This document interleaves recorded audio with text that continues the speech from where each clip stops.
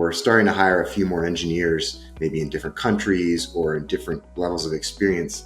We don't really have any good idea of what to pay them. How much should we give them in terms of our equity grant? And what's a fair salary to give them, given our limited ability to pay cash right now? And, leveraging a resource like Radford is great if you're an established company with well built out, hundreds of employees.